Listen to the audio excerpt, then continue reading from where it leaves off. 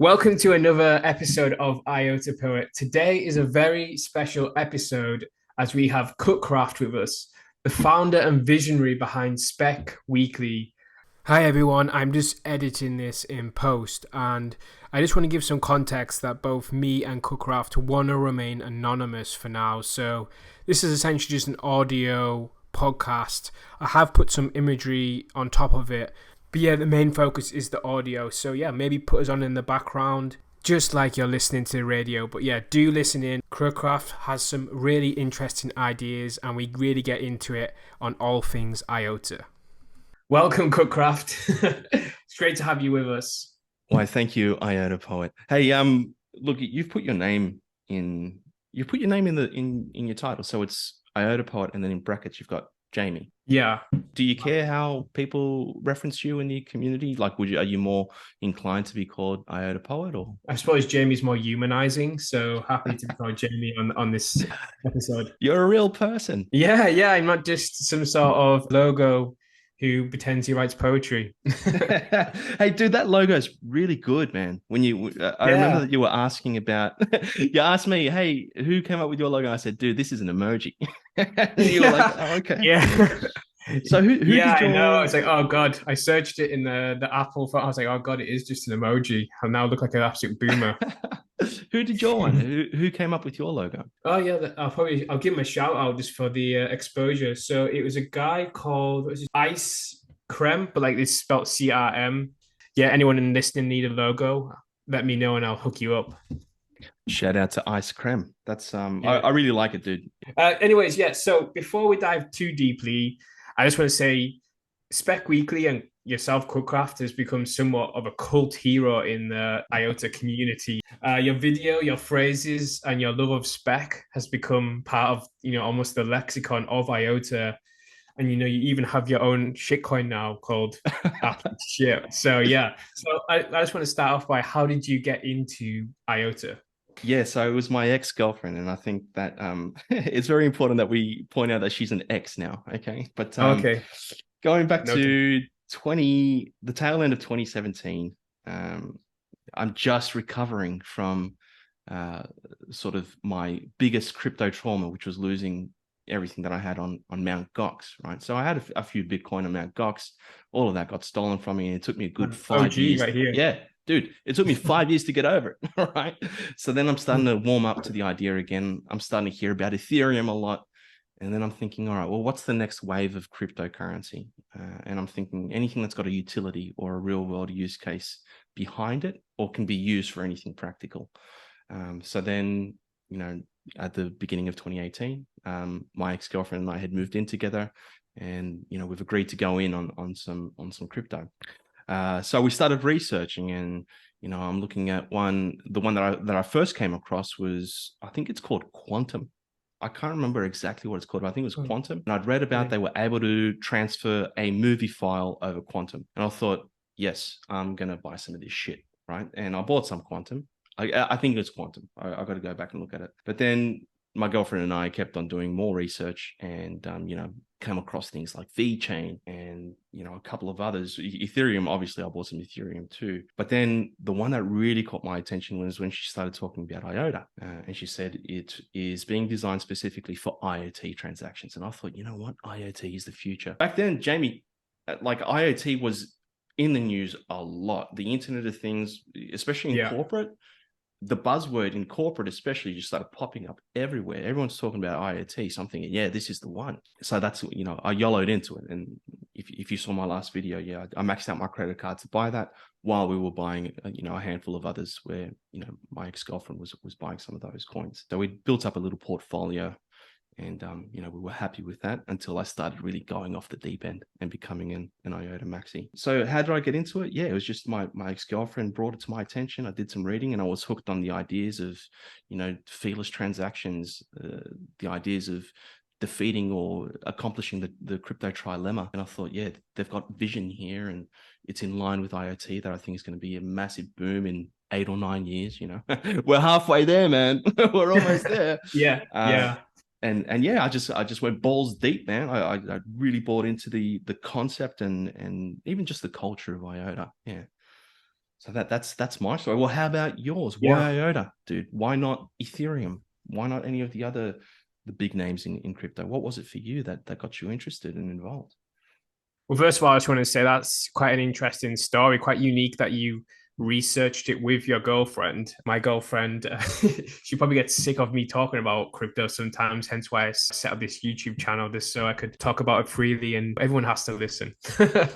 um, so that's an interesting part. Yeah, but how did I get into it? To be honest, it sounds like a very similar story to you where at the time, I think it was just good timing where I just qualified into my profession and I was earning a bit more money. And I was starting to think, how can I use the money that I'm earning to earn more money? I was kind of really into self-development Very and good. like, yeah, I was, fitness, self-development, reading all these books, listening to all these podcasts. Part of that's like your finances. So then I obviously heard about Bitcoin at the time because it was 2017 and it was pumping. So I was like, this is perfect. This is going to be the future. And I bought some Bitcoin and I bought some Ethereum because those are the big two. But then, similar to you, I realized that Bitcoin had pumped quite a lot by this point, and I felt like it was peaking. It was probably around 12,000, and it Dude. ultimately reached like 18, 19, wasn't it, in Yeah. 2017, 18. So I did buy some, but then I transferred all my Bitcoin and Ethereum into IOTA, which, as you say, back then some of the new viewers may not realize this, but back then IOTA was actually a top 10 coin and was actually probably in the top five. Dude, I remember watching it go down when it was at 14. I was like, this can't last long. You know what I mean? I remember watching it. Yeah, you're Yeah. right, dude. All the way from top tens to 14 just stuck in my head for some reason. And then watching it go all the way down to where we are now, man. It's been a process. But yeah, go Yeah, go on. exactly. Go on. And Yeah. yeah, and I was going to say, so the things that stood out for me was similar to you that I owed to the machine economy because Mm. being someone who was new to crypto at the time, I was still skeptical on what it ever being a currency, basically. I still feel, to be honest, that Bitcoin's never going to become a currency. I was Yeah. grappling in my mind on how is this Bitcoin cryptocurrency thing going to fit into the current system? To a certain extent, for a lot of people who aren't really too bored about tech, it works for them, right? They can go in, they can buy their coffee, they can tap their card, they can walk out within like 10 seconds and it's bought. So the machine economy and the IOTA economy blew my mind. I was like, this is something new that does need new technology for it to work. And the thing that separated IOTA from Ethereum was its fearlessness, because at the time, I remember in 2017, and it happened in the last bull run, the fees shot through the roof. Mm. So I was like, this is not sustainable. Hmm. So that's what I think. And again, IOTA was one of the top ones at the time. So that, I just jumped into it. And similar to you, once you kind of get hooked by IOTA, you just go deeper and deeper into it and the community. Well, dude, I was even buying into the ideas like ternary back then as well. You know, Yeah. So yeah. yeah, I Yeah. was I was like, thinking well, this this is is so revolutionary. cutting Like, edge. Yeah. yeah, quantum resistant. Yeah. Oh yes, with the Winternets. Yeah, yeah. Dude, I wrote. Yeah. Well, I co-wrote the Wikipedia, and I had to sort of, Oh, really? yeah, I had to sort of justify things like curl P and explain how it's different to curl P27 and all that kind of madness, right? Um, Mm. so it was for me. I think also, co-writing the Wikipedia also made me aware of well more of the technical and the detailed side of IOTA. But yeah, that you're right, dude. You're refreshing my ideas about all the things that used to be involved with IOTA that might not be there moving forward to when we get IOTA 2.0. So Yeah. it's been a real change in technology, but also a change in narrative to what we're seeing Yeah, now. exactly. And I think at the time for me as well, the Bitcoin side of things, there was a real toxicity, I think, sometimes around that Mm. community. There was, all this Bitcoin Cash, Bitcoin.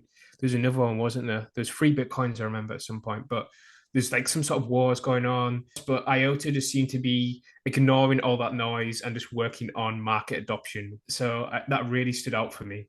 Yeah, and me too. So yeah, I want to get onto your YouTube channel soon enough, but I'm aware that the audience they want to hear what Craft takes. Is it sorry, just to go back? Is it Craft? Is that how you pronounce it?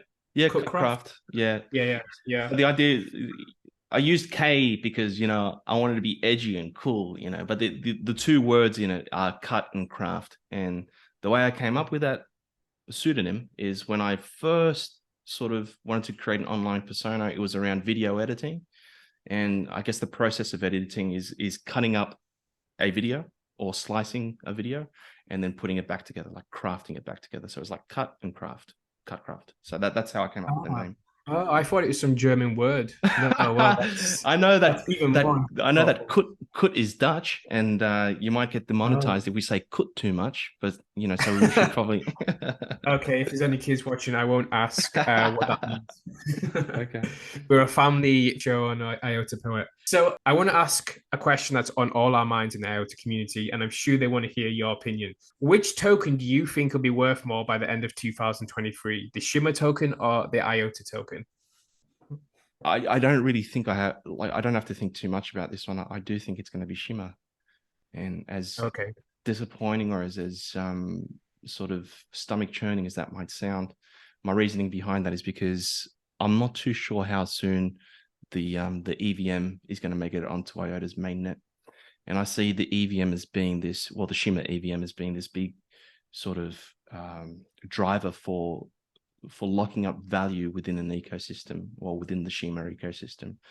And I say that because there will be token pairs between Shimmer and maybe some other well-known tokens like Phantom or anything on the BNB chain. Yeah. So I think that a lot of DeFi is going to drive up a lot of locked value on the Shimmer network, in the Shimmer ecosystem. And if Mana gets introduced into Shimmer within the coming year or so, or if Waterside makes it onto Shimmer, and there's a whole bunch of additional reasons why we could see Shimmer's price boom before IOTA's does. That would be my speculation on what goes bigger, but I've been wrong so many times in my predictions in terms of where IOTA's headed and how much it's going to be worth. So haven't we all? Yeah, dude. So I've always seen kind of Shimmer as this proof that the technology works. First and foremost, that's how I saw it, and obviously incentivized by value that gets locked up within the ecosystem.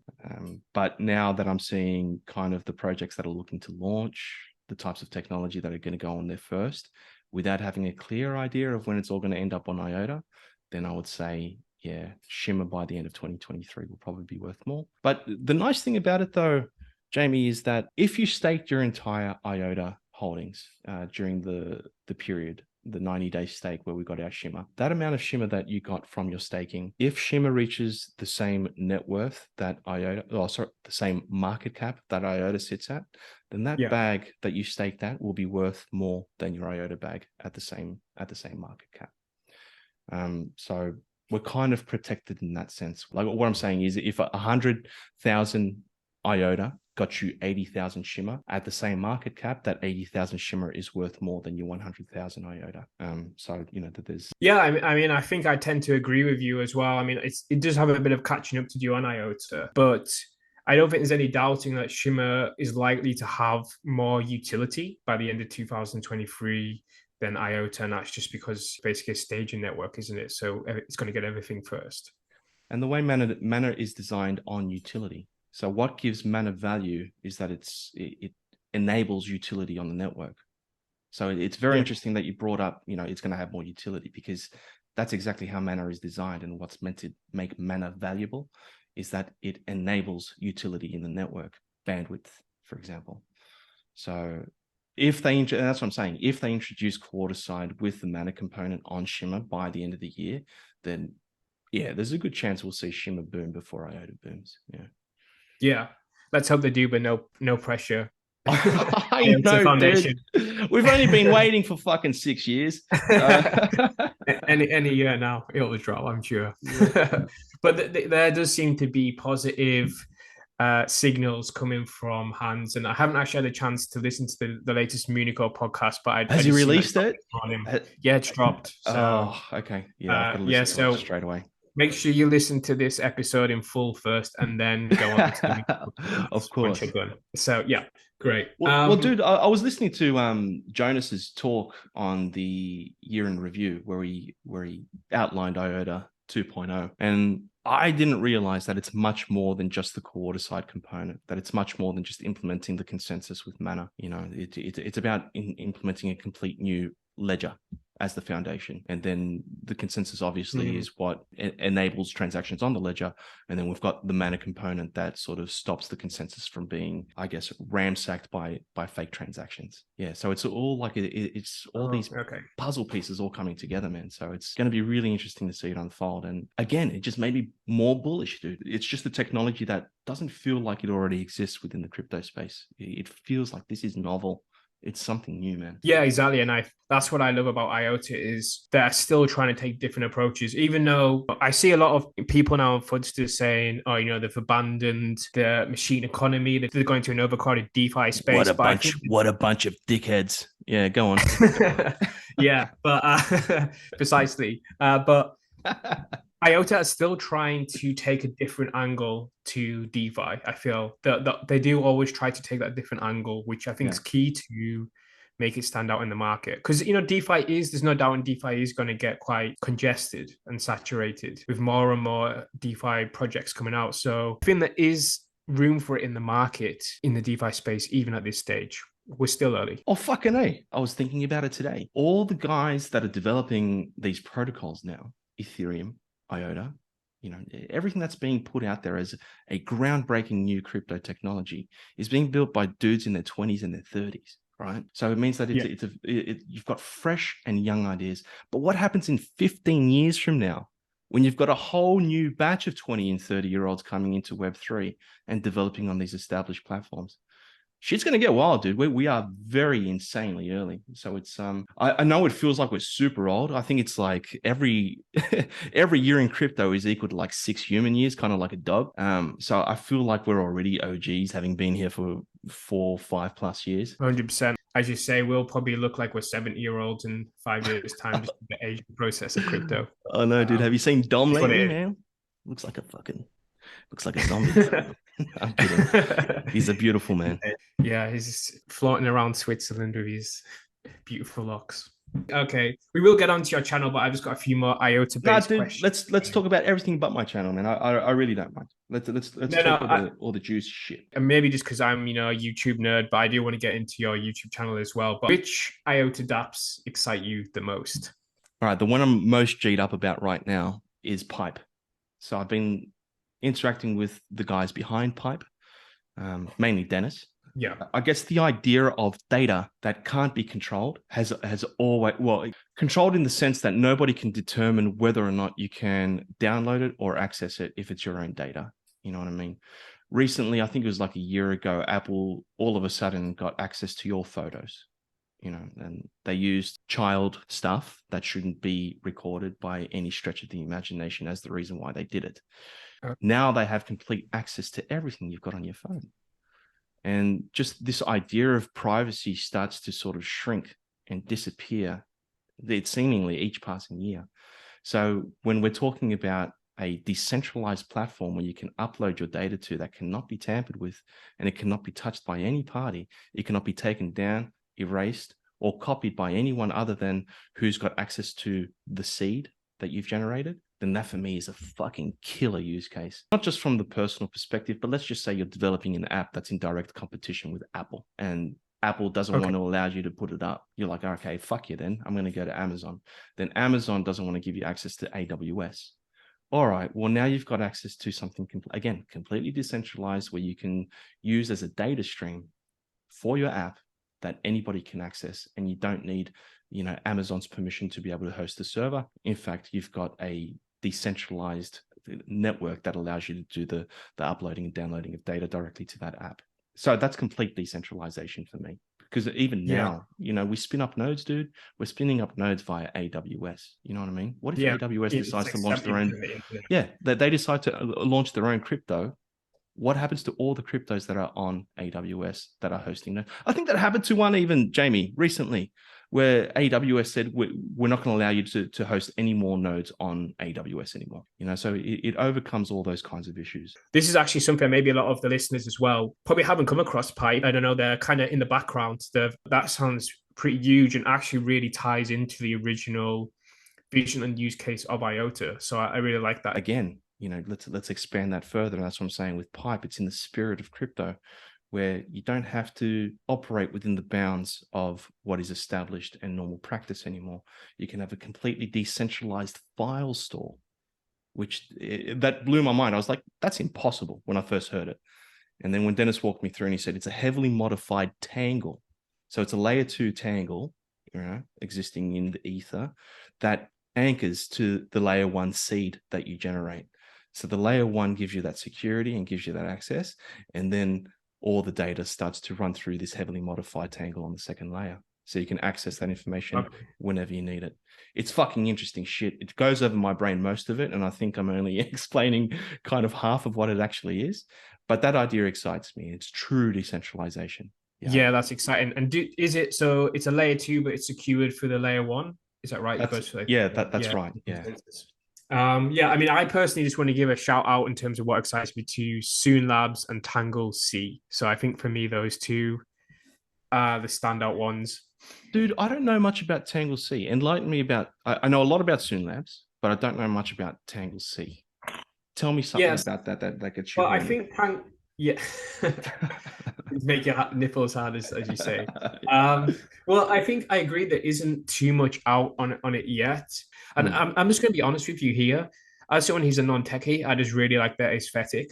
I really think it looks cool. Like if you go on their website, they obviously put a lot of money into design and user experience. And I think that's actually going to be really, if all the Dexies run similar in the background, that's what's going to differentiate. And I agree. And that's why I like Soon Labs, dude. I was really into comic books growing up and just the aesthetic that they've got. So I totally, I'm on board with what you're saying. Yeah. Soon Labs as well, as I said there. I mean, they just deliver constantly, don't they? They've got the exchange, the NFT marketplace, they've got the DAO.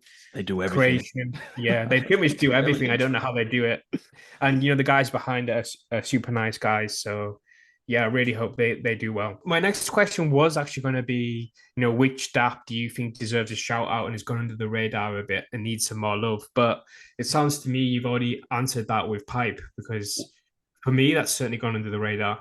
For sure it has. And I've recently spoken to Cappy from Nakama Labs, and they're putting out a lending platform. So we've all heard of Lendex. How is it, Lendexy or Lendex? I say Lendex. Okay, we've all heard of Lendex, right? They launched during remember that boom that we had, Jamie, when Sooniverse went live and all these NFT projects started getting on there, and even projects that weren't NFTs. You had decentralized exchanges going on there, raising capital with NFTs.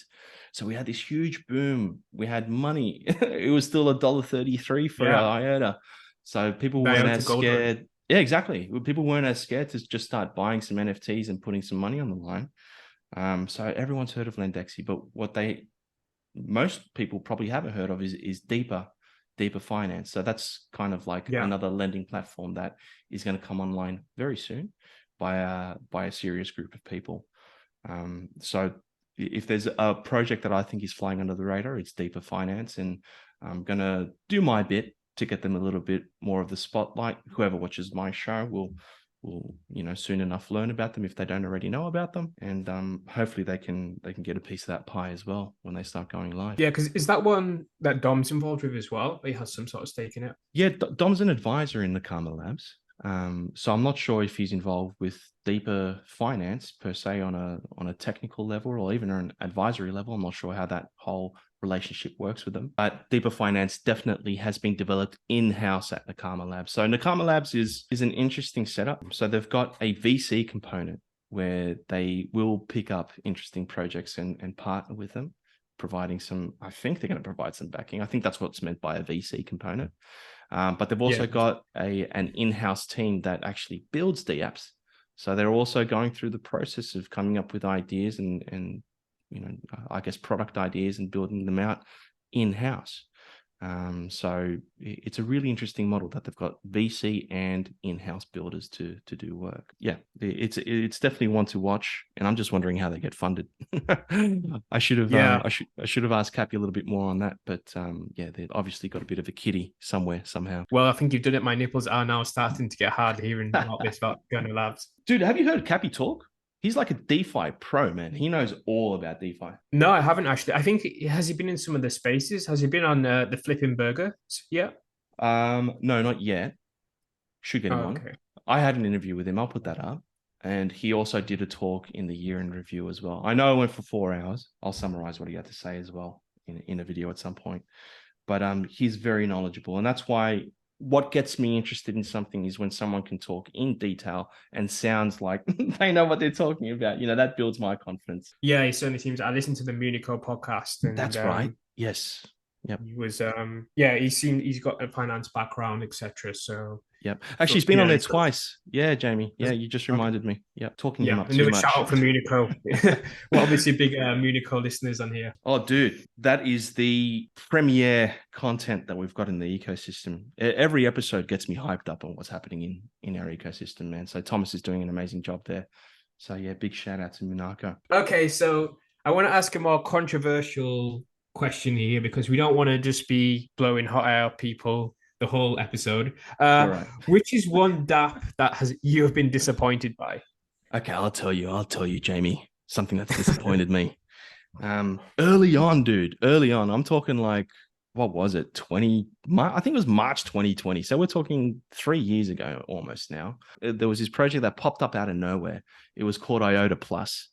And I was like, what is this? Right. It was the first time I'd seen a community come up with a community member come up with an idea for a project and look for funding. And I was like, you know what, you son of a bitch, I'm in. So I sent him 2G and I got a PDF certificate telling me that I'd get some tokens someday, right? And anyway, he went away and did his thing. And then, we hit the bear markets and blah, blah, blah. And it occurred to me, hey, I've given this guy 2G. What's he doing with my money? So I go into the Discord and I start asking questions. And simple questions, you'd expect to be able to answer, like, hey, who's in your project team? Stuff like that, basic stuff. And he couldn't give me an answer. So I asked him again in the DMs. I'm like, hey, who's in your project team? And again, nah. And mind you, though, before this all happened, about a year before that, I think, I told him, look, I think I've lost my money with you. I don't trust you as a project manager. I think you had a good idea. You try to execute. I don't think you intentionally rugged anyone, but I feel like I've lost my money with you. And he's like, okay, great. Thanks for the feedback. Handle it like a true pro. I've got to commend him on that. But anyway, back in the DMs a year later, I'm like, dude, what is going on? Who are these guys? Were they ever on your team? Because I was looking at his team page. And then he just gave me this whole drama that happened where they were asking for too much money and blah, blah, blah. Look, I don't want to put words out there. I don't want to do what's it called when you're in a courtroom and you say something that somebody else said? And a hearsay. Okay, that's right. Objection, hearsay. And I'll say, okay, sustained. So I won't put out everything that's happened, but this one project is one that I've been disappointed in because I feel like I've lost my money, and it's called IOTA Plus. I've got no idea what it's called now. I think it's called Sphere DAO. But I'll tell you why, Jamie, I don't know what's going on or what's going on because I've been kicked out of the Discord for being toxic. So there you go. Really? That's my story. The Discord mods, please let Cookcraft back into the Discord. Nah, I don't want to be back in. I'll just cop it. I'll cop it on the ass as money that I've lost, man. Like I'm done with it now, and I won't ever mention it again. But that is one that I'm disappointed with for sure. I do remember actually seeing some drama about that project a while ago, and something to do with the founder. I can't remember what it was, but I do remember some sort of drama. Have you been rugged? Have you been rugged in IOTA yet? Or not? No, I haven't actually been so far. I haven't been. To be honest, I've actually stayed away from a lot of like the NFT projects and stuff like that. I've basically been pulling most of my funds into the main IOTA token, but I just haven't really dived in. I did get some Soon tokens, which have done well actually. So yeah, man, what the hell is going on there? That's awesome. If I had to name one, it would be Tangle Labs and the Kami Labs project because very controversial. Yeah, I didn't invest in it, but I remember I spent maybe half a day researching Kami Labs and I was going to do a video on them. An expose? Not an expose, actually hyping them up. This is before it stopped. You hear people talk about narratives in crypto and what's the next narrative. Yeah. I think gaming could be a big one because they just naturally fit together, obviously. Hey, what do you want? Do you want to lead? Do you want to lead? Okay. Yeah. Hi-Fi Okay. Gaming Society, man. Oh, Hi-Fi Gaming high five. Society. If you haven't heard of them, meaning I've led heard by of them, one. but I don't know too much about them. Can you So tell more? essentially using APIs to use in-game data to create tokenized rewards.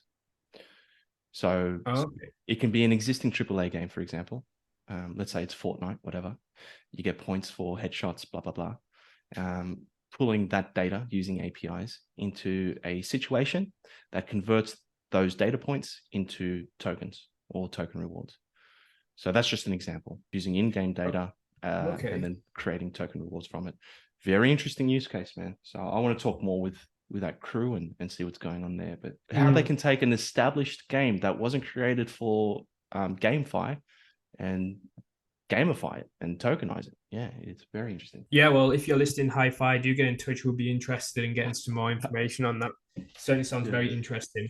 yeah, very good. Yeah, so I mean, I won't go too deep into it. I think it's pretty obvious why Kami Labs was a disappointment because it stopped basically. But they do have some really interesting ideas, and they've time for them to deliver in the community to build some trust back again after Kami Labs. So Yeah, we'll see what they do in 2023. keep our eyes peeled. Yeah. So one final question on IOTA before we discuss more on your channel. But what would you do if you were the IF to get IOTA back into the top 20? Oh, that's an interesting one because a lot of the time we talk about between ourselves. You know, where's the marketing? The marketing is Mm. usually the first thing that's brought up, dude. But you know, what do we mean specifically by marketing? Is it advertisements? Is that what we mean? Because marketing has got a lot of faces to it. You know, it can be anything from what we're doing now. Could be marketing for IOTA. It could be an ad that goes out on Twitter that says, "Hey, follow this page." That's an advertisement, a targeted ad. Um, it could also mean something like a hackathon. And I think that's where what I would like to see a lot more of is hackathons. I don't know Mm. how much a presence at a conference is worth. You know, does that translate into more community? I don't know. But certainly what does translate is a workable product that is alive and thriving in your ecosystem. And I think that's what hackathons can enable. So hopefully in the coming year or 2 years, we start to see a lot more hackathons. They can be anything. I think they can be anything. So if they say, okay, here's a hackathon, we want a library specifically for like what we were talking about for GameFi. We want to see a set of 10 functions that do this, and this. You've got 24 hours, the winner takes all. I don't know, but just hackathons that build up either Dapps or further push what's available to new coming builders in our ecosystem. That's what I would like to see more of. And that might be what they've got under their belt. And for me, that would be the most valuable marketing that we could do.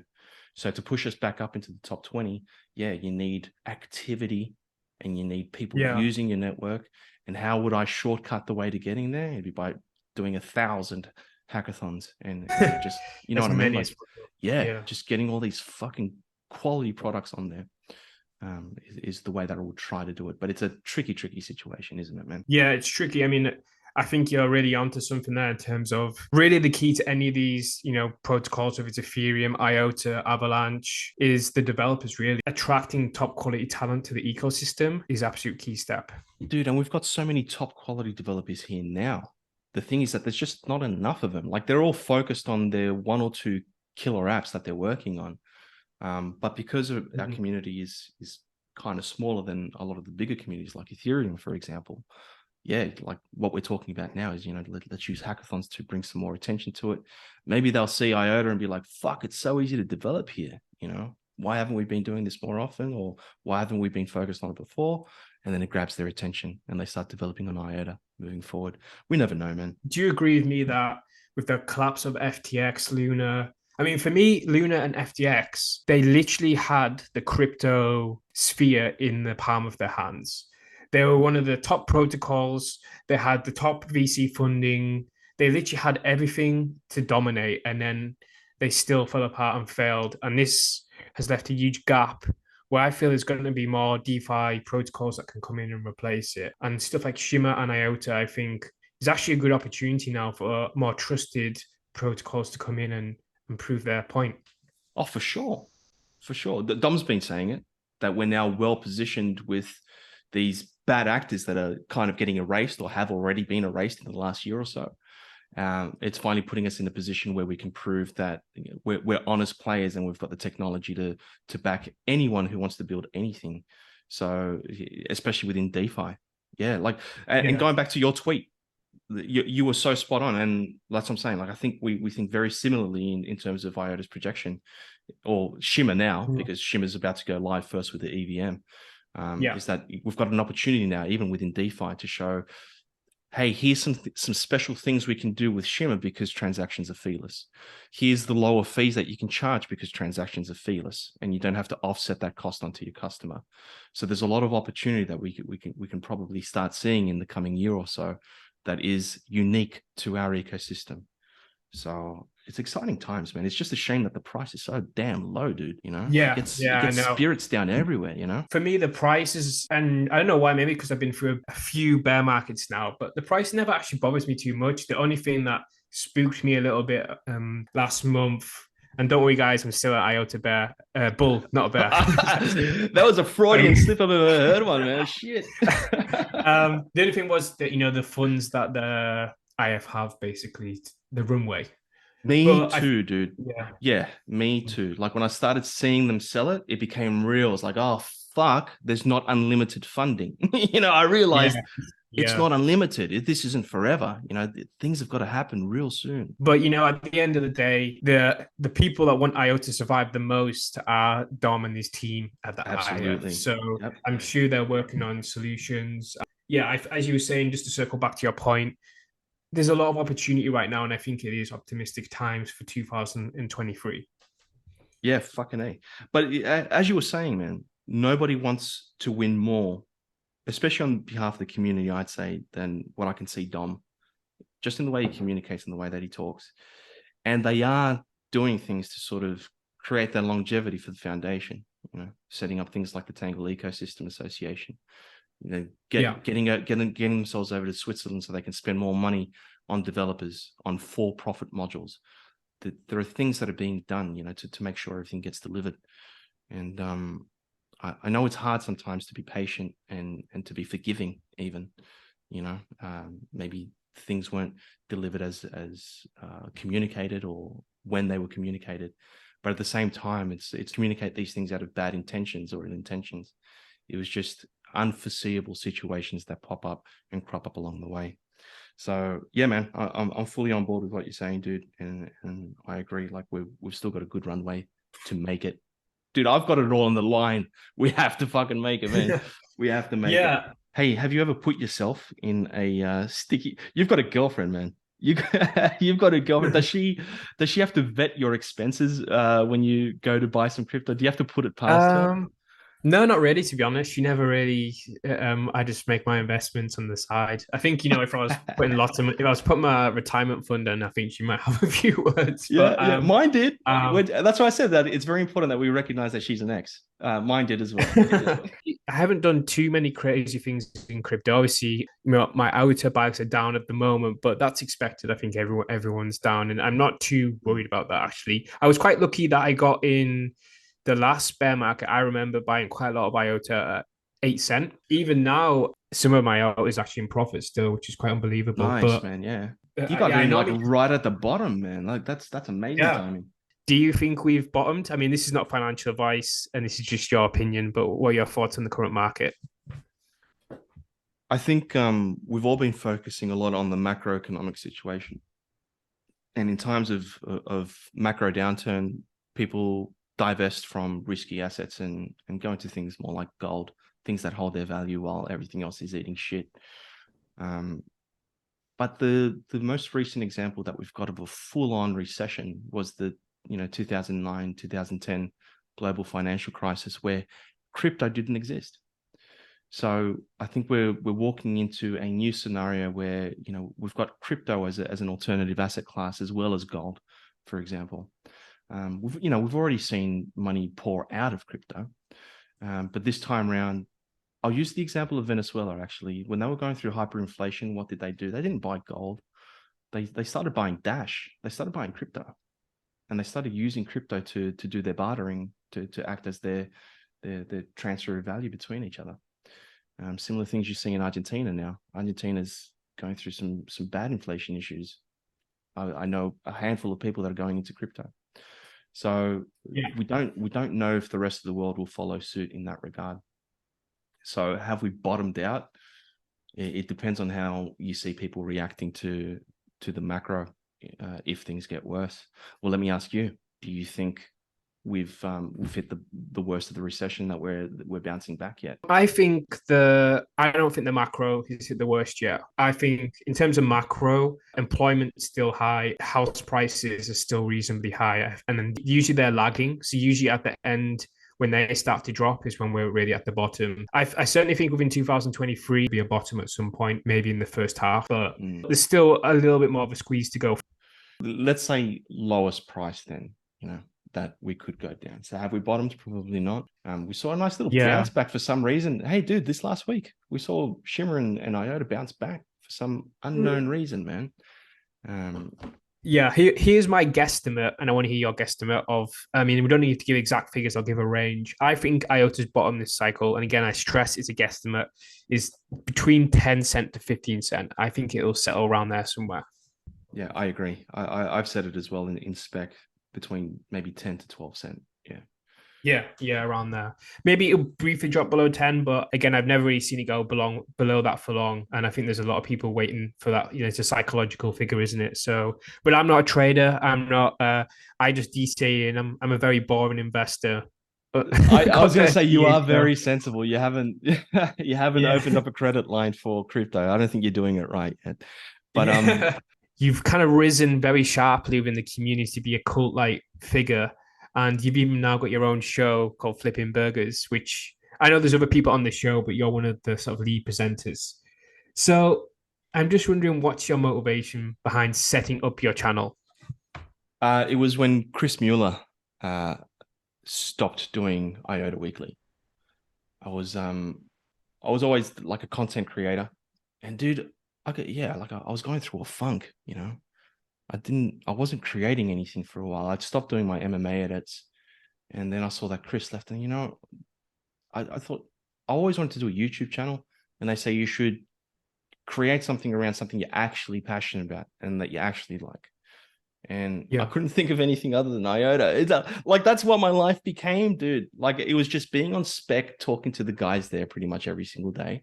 And let me just tell you, not for sympathy or anything like that, but in 2021, my dad died, you know what I mean? So I used spec as kind of like a distraction from what was going on in my life. The guys would make me laugh, and I'd forget about the pain that I was going through just for, 30 minutes at a time. So IOTA became kind of like that escape from facing, and it's weird to say, I feel like you're my therapist right now, but it became that kind of escape from facing the reality that eventually, after that 30 minutes or 1 hour that I'd spend reading an article, I'd have to go back and face real life, and dad's dead, and mum's not okay, and the family's sad.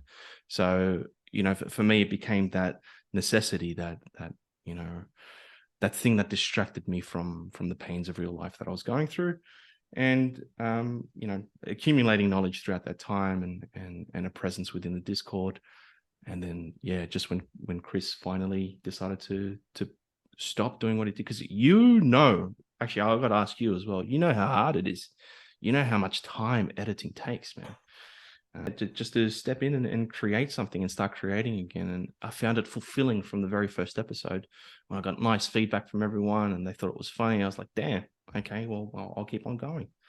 So the motivation really was just the desire to create something that I'm passionate about and that I like creating about, in a nutshell. That was I mean, I think that creative streak really comes through in your videos, because they're just really creative and interesting videos that you make, and I think that's what really captures people's imagination within the community. It's like a different way to get the information across that keeps you captivated. So I think we can really see. And I think also your MMA edits are pretty sick as well. So did you see them?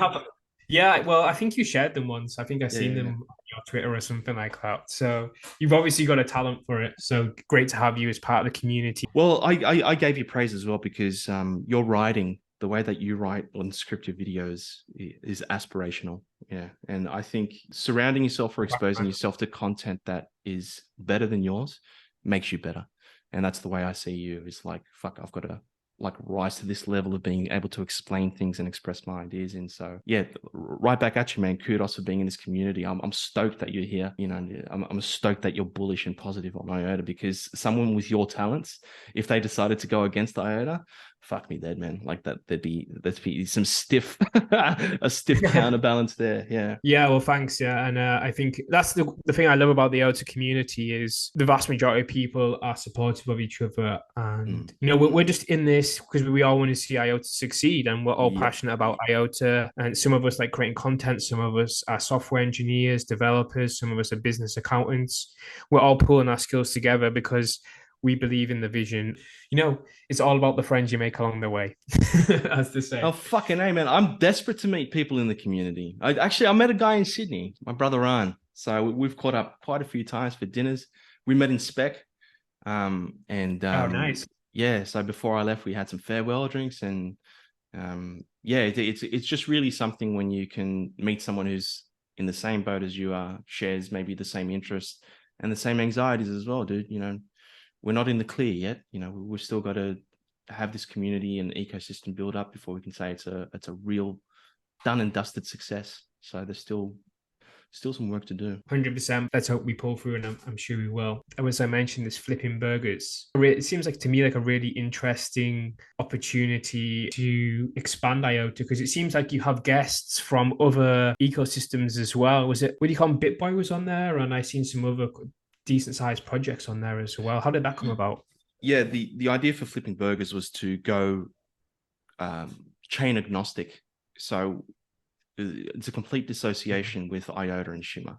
The idea wasn't to spruik our ecosystem, what we're doing. It's to show maybe like a willingness to engage with projects from the entire crypto space. There's no saying that you have to be building on Shimmer or IOTA for us to have a conversation. And for me, I think the angle that I wanted to play was to learn about what's going on as well. It wasn't my idea to come up with it. You know, I was approached and said, you know, are you interested in being the conduit between an idea and a speaker? And I said, yeah, for sure. Like I would love to play that angle, but I don't know shit.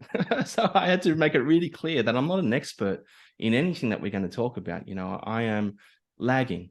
You know, my focus was on specifically what was being built in IOTA. And, you know, it's, back then, you know, we're talking from the years of 2018 to 2021, maybe before even we had a taste of DeFi. I was just severely focused on IoT. I was severely focused on how the consensus is going to work. And I wasn't thinking broadly in terms of GameFi, NFTs, DeFi. I didn't know what was going on in other ecosystems. So bringing it back to flipping burgers, the idea isn't to market IOTA, talk about IOTA, talk about Shimmer. If you notice, if you listen, we don't talk about it at all. The idea is just to talk about crypto concepts in general. And if someone is from another ecosystem and developing on that, tell us about what you're building, so that we can get a better idea of what's going on. So I guess, yeah, it's just to branch out, let us network with other ecosystems, let them see that we're interested in collaboration and interested in working together and making it together. I'm not sure if you get the vibe, but man, it's multi-chain, it's cross-chain is the future. Like that's the ideas we've been having for many years. It was about having this maximal mindset where only one chain can survive. But what's starting to become more clear is that no, there's just so many use cases out there, so many verticals, so many different types of development going on, that you're going to need a multi-chain approach. Oh, 100%. Yeah. And I really get that vibe when I've listened to quite a few of them now. And it comes across as a real collaborative, educational spaces. It's not, you know, there doesn't seem to be too many egos involved. So yeah, if anyone hasn't checked that out, I'm sure there's going to be more episodes in the new year. Is that right? Yeah, thanks, dude. Yeah, we're planning on coming back pretty soon. So yeah, we'll definitely communicate that out. And thanks for shouting that out. It's scary to do shit live, man. It's scary to do shit live because yeah, I imagine. I'm exposing my smooth brain to the world, man. I'm out of my depth, dude. I'm out of my depth a lot of the time. You do well. Thank you, man. Like I've got to fake it till I make it. If you could have one guest on Flipping Burgers, who would it be? right now it'd be Sam Bankman-Fried, like undoubtedly. Yeah. You know what I mean? Like the guy's a nut job, and I just I'd want to play the Louis Theroux card. Yeah, put out the questions that seem kind of non-threatening, and just let him talk and expose um his malicious intent. If I was to be that clever, I don't think I could get him there, because I've seen him on a couple of other interviews, and he's very political with the way that he answers questions. So yeah, you'd want to Yeah, go. I see CoffeeZilla, who I'm actually quite a big fan of. Yeah, he's very good, CoffeeZilla, man. Yeah, for Yeah, sure. yeah, he tried to sneak on a few of the spaces, but yeah, that would certainly be there'd be fireworks in flipping burgers. Yeah, I would love to see Vitalik Buterin. I Oh think fuck, that's even better having than someone like SBF, that, dude. yeah, I like having your one somebody like better. that on. Yes, yes, man. Yeah, because I mean, I really do respect him in terms of what he's doing. Yeah, go Give me a ahead. question. Give me a question you'd ask him. Like, what angles would you take Oh. with Vitalik? Yeah, I mean, maybe you could ask him on his views on whether he believes a feeless protocol is achievable, his views on coordicide. I'd quite like to hear that, because doing some research into crypto, there is like a train of thought that you basically need fees for Hmm. crypto to work, because you need incentives and you need obstacles for people to stop people spamming and hacking, and basically fees is the best way to do that. So I would like to hear his views on that and how he views the IOTA's approach. Dude, that's a really interesting angle. You should get Vitalik on this show, man. Yeah, that's Yeah, maybe in 2 3 years time when it's grown huge. fucking A, man. Yeah, I'd love to hear what he says, but that's a really good angle. I'd love to hear what he's got to say about that. Yeah, especially if we got hands on as well, like a Hans Vitalak head to head. That would be super interesting. Well, the mana, I'm sure the mana model is going to prove to be interesting as kind of a replacement for gas and fees. It is kind of Yeah, like it's kind of like a gas. Um, I don't yeah, want to, yeah, I don't want to sort of commit to that, because I'm sure I'm wrong in saying that, but it feels like a gas, mana does. it is, but at least it isn't using real money. And I know there is one user in Spec, and I think he's on Twitter as well, who constantly spams that it's a fee. I don't. Have you seen that guy? Yeah, I have. I have. Yeah, he hates the fact that it's called feeless when if mana comes on. But at the end of the day, you're not having to put your pounds, dollars, whatever it is, into the protocol to use it. You generate it through your use of the protocol. So for me, that is still essentially feeless, although there is some incentive on the protocol. Absolutely, yeah, and that's why, yeah, I would love some chat around that. I'd love to listen to a conversation around that. Yeah. I just want to ask you what your favorite video is on your channel. Oh, the one that I wasn't shy about sharing with my brother. Okay. Okay. So we have he's a we have a very Christian family, and I drop I talk about nipples, and I drop the F bomb and blah blah blah. And the one that I wasn't too shy about sharing with him was the hero's journey that I did. That one for me was kind of like, this encapsulates our story to this point that we're at now. So that for me was one that I felt is a good demonstration of, hey, look, I'm doing something for a community. I'm not being too vulgar all the time, and here's an example of what I'm creating. So that for me is probably one of my favorite ones that I can share with my family without feeling too embarrassed. Yeah, and that's a great video. I remember watching that actually. It was a great storytelling in the video, so Mm. it made it interesting. So yeah, that was a really good video. Oh, thanks, man. Yeah. How about you? Do you have a favorite video of yours that you've watched more than once? Yeah, the one where it's a reasonably recent one. So it was why we need IOTA Shimmer more than ever. Mm. Sometimes I like without having my voiceover, just putting clips together. And I felt again, I think we mentioned earlier, I'm a lawyer, so I don't have much creativity in my work. So I wouldn't say sometimes that, dude. I wouldn't say yeah. that. So I've no in terms of my law work. So I feel like YouTube for me sometimes is kind of my creative outlet, and that one was kind of an outpouring of the FTX, the Luna drop, and I just felt that was kind of my chance to get some stuff off my chest, and I, Yeah. I really do believe that it shows why IOTA is needed. So I really enjoyed making that video and kind of working out how I was going to put it together and stuff like that. Well, I've noticed you also made another video beforehand, whereas sort of video clips spliced together with music. And that shows to me two things: that you've got a passion for music and a passion for film, that you're able to sort of reference movies that you like and put them to a track that sort of captures the mood of what you're thinking. Yeah, you're spot on there. Actually, I love music and conveying stuff by music as well. So, yeah, when I get to do that, I like the informational videos as well because I know it's useful for the users. But sometimes I kind of like to do a bit more of an artsy farty video where I kind of splice stuff together. Do it, do it. They get great engagement. I've loved them, and people Yeah. and the community, react to them as well. So I would say keep on doing it every now and then. Whenever the bug bites you, I would say go for it. Don't be shy about it. When I made the Hero's Journey one, it was so far off left field from anything that I'd made before. I was like, will anyone watch it? Are they going to bag me for Yeah. it? But yeah. Okay, great. Well, before we finish, is there anything else you want to add or Well, raise in dude, this video? what do you do for your downtime? It seems like you work a lot. You've got a girlfriend. You make this content.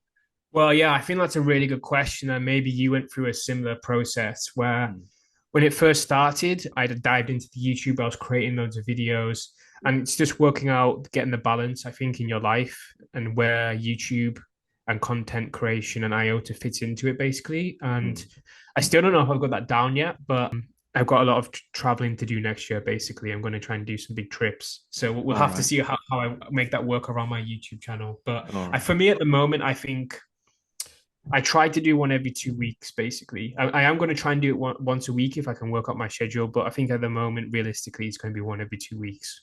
Yeah, that's fair.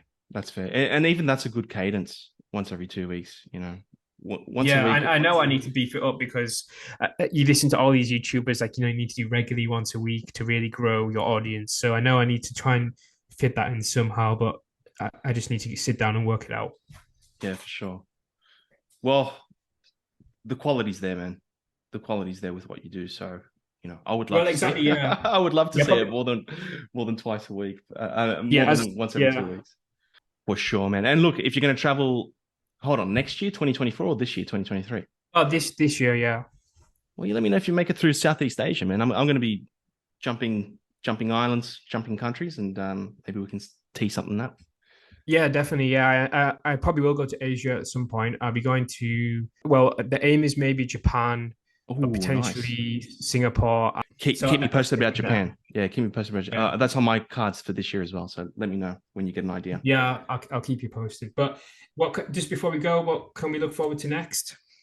All right. So we've got the Block Bites. So there's a crew called Block Bites who sort of a community around the Phantom ecosystem. And they're predominantly doing some DeFi products. And so it's a crew of builders who are also doing sort of content as well. And Yeah, I've seen them. Yeah, they're good. Yeah, they're interested in Shimmer. So they're going to come over to Shimmer and they're going to do a weekly show on Shimmer. It's going to start after the Shimmer EVM goes online, and we've got some DeFi products that their communities can sort of engage with and play with. So the show won't start until after that, and I'll be doing that with them once a week. So the show, nice. I think it goes for an hour and a half. We've got Flippin' Burgers as well. Should be coming back online in probably before the end of the month, and that happens once every 2 weeks. We've got Spec Weekly every week. And then I'll have a NFT project. I know people, maybe they cringe or they shudder when they hear NFT, but this one's going to be different, I promise you. So I'll be working really hard on an NFT project this year. That's going to have some tokenization, some gamification. So it makes it fun to hold the NFT, and it sort of incentivizes you to engage within the NFT ecosystem that I'm going to be building up. So a lot on the cards this year, dude. A lot will be happening. Yeah, you sound busy. I will be, dude. I will be, for sure. That's all for this week. Don't forget to like and subscribe, and I'll see you in the next one. I love you, man. All right, dude. Great. Thank you so much, man.